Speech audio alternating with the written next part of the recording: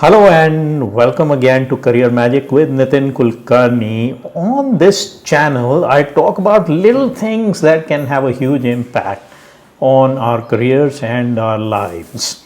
And this week, I'm going to talk about an incident that happened last week and a big lesson from it. I was visiting Delhi. I grew up in Delhi, and I was visiting Delhi. I was in Delhi for a week for a wedding and to meet a whole bunch of people. Since I grew up there and started my career there, went to school and college there, lots of friends. And I was staying at my sister's place. My sister's husband, my brother-in-law, is a very good friend of mine. We went to college together. And so on Christmas afternoon, we were meeting a group of childhood friends. Friends that I grew up with. We all lived in the same neighborhood, grew up together. From toddlers all the way to teenagers and to working professionals. I was meeting them after a long time. Very excited. It was a very cold winter morning. As we got out of the house, we were supposed to get there at noon. So we got out in time. But as soon as we got to our car in the basement, what we saw was that we had a flat tire. And so quickly we decided that changing the tire and then going would probably take a lot of time, and we didn't really feel like doing it in that biting cold. So we decided to take a cab. And my friend Sanjay booked an Uber. We stepped out of our housing society, and we were waiting for the cab. So it said that the cab would arrive in about 5 minutes. And so we were waiting, but the cab was not moving. And lately we have had a lot of frustrations with cabs. Now we were already a little bit late because of the flat tire. And now we are waiting and the cab is not moving. So Sanjay decided to call him. And the cab driver said, "Sir, I am," and he was actually going coming towards our pickup point, but going in a different direction. That's what the map on Uber showed us. And so my friend said to the cab driver, "Hey, what's going on? You seem to be going in a different direction." And he said, "No, I'm going to quickly fill up CNG in my vehicle. I'm out of fuel. I'll be with you very shortly. So I'll be with you in about 10 minutes. And so, we were not very happy about it, but we thought, canceling this cab and getting another one would probably be suboptimal. So we waited. So to cut a long story short, the cab arrived quite late. So after we had booked the cab, it took the cab to get to us more than 20 minutes, probably 25 minutes from the initial 5 minutes that the app was showing. And we were livid. We were really mad, and we said, this guy shouldn't have accepted the ride if he knew that he was out of fuel, but he did. And so we had choice words for the cab driver, greedy fellow, irresponsible, and all of that kind of good stuff. And we were just waiting to pounce on him as soon as we got in the cab. So the cab arrived. We got in the cab, and Sanjay sat in the front with the cab driver, and my sister and I got into the back seat. And Sanjay took the lead on this unpleasant conversation, and just right away off the bat asked the cab driver, "Hey, what's going on? You are 20 minutes late. We are getting late." And he was really upset. And so as soon as he said that, and I could feel that this whole thing is now going to take a turn for the worse, and it's going to become ugly, as these things almost always do. And I could sense that the cab driver is going to tell him that, don't talk to me like that, and I can't run the vehicle without fuel, and then I just sensed that this was going to get ugly.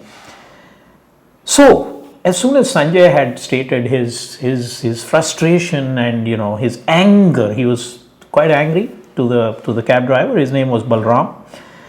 The cab driver, the words out of his mouth, the next 60 seconds, this is what he said. He said, "Sir, I'm really sorry. I know I have caused you a lot of inconvenience, a lot of frustration. And in Hindi, he said, मैं समझ सकता हूँ, which meant that I can understand where you are coming from. And then he said, sir, I made a mistake. I should not have accepted your booking, knowing that I needed to fill up gas. I should have first gone fill up gas and only then accepted a customer's booking. It was a mistake on my part. I will never do it again. This is what he said. And I looked at my sister sitting alongside me in the back seat, and we both smiled at each other. We could feel the tension, the negative energy out of the situation just drain out. And, just things just became calmer. And then, of course, Sanjay, my friend, picked up the conversation from there, and he acknowledged the apology that Balram gave him, the cab driver. And then he started talking to him about, was there a long queue at the CNG station, and so the conversation took on a completely different turn. In fact, at the very beginning, Sanjay had told him, as soon as we got in the cab, he told him, this is completely unacceptable. I'm going to give you a really bad rating. And in fact, the starting point of the conversation from the cab driver, I didn't mention that, was, sir, you can give me any rating you would like. Please give me the rating you want, because I made a mistake. And I can completely understand your frustration and where you are coming from. I made a mistake.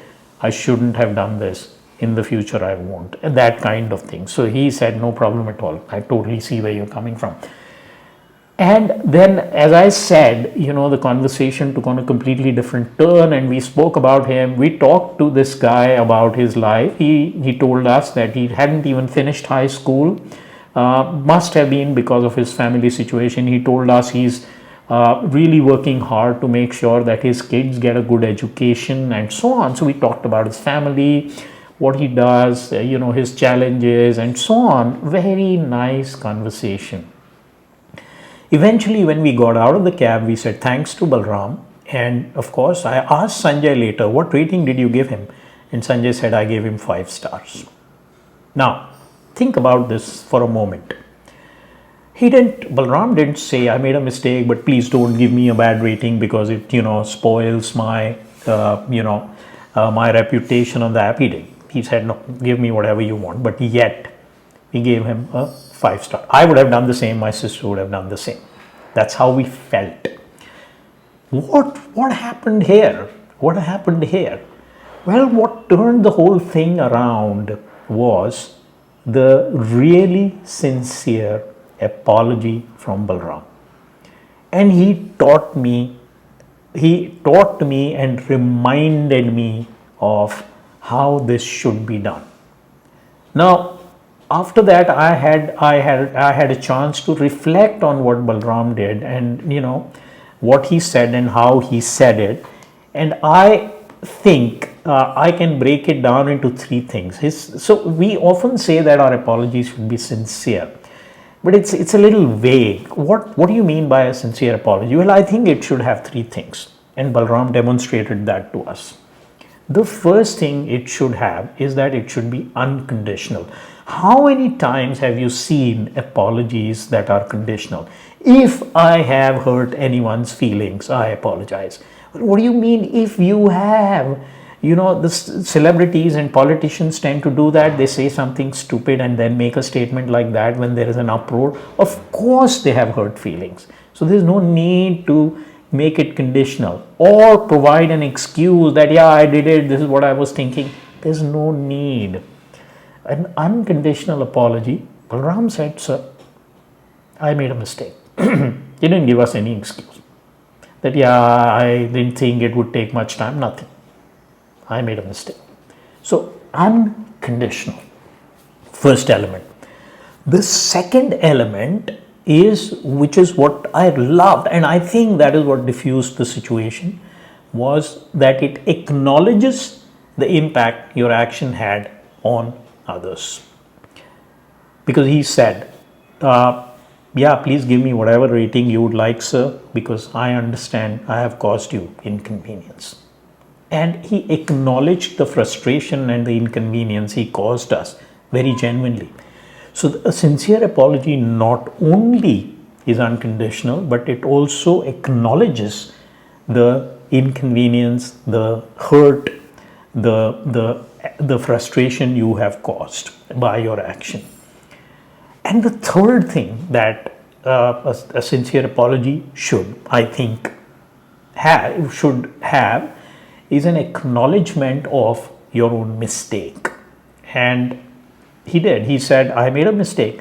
And he said, I should not have accepted. And that's what Sanjay, me, and my sister Namita were talking about before the cab came, that this guy should not have accepted the booking. That is exactly what he said. I should not have done it. And in the future, I won't. So those are the three things. And I can't tell you how often I fall short on one or more of those elements of a sincere apology. But thank you, Balram, for reminding me how this should be done. This was a lesson in exceptional lesson in emotional intelligence, because a sincere apology comes out of empathy for the other person, an acknowledgement of the other person's situation, and an acknowledgement of the other person's emotions. Big part of an emotionally intelligent person. And what this also tells us is that you don't have to be highly educated. I've seen highly quote unquote educated people not being able to apologize sincerely. And Balram, who hasn't finished high school but clearly is a very emotionally intelligent person, taught us how it is done. So try doing that when you are in a situation like that and see how it works. Thank you very much, and I'll see you again on the next episode of Career Magic.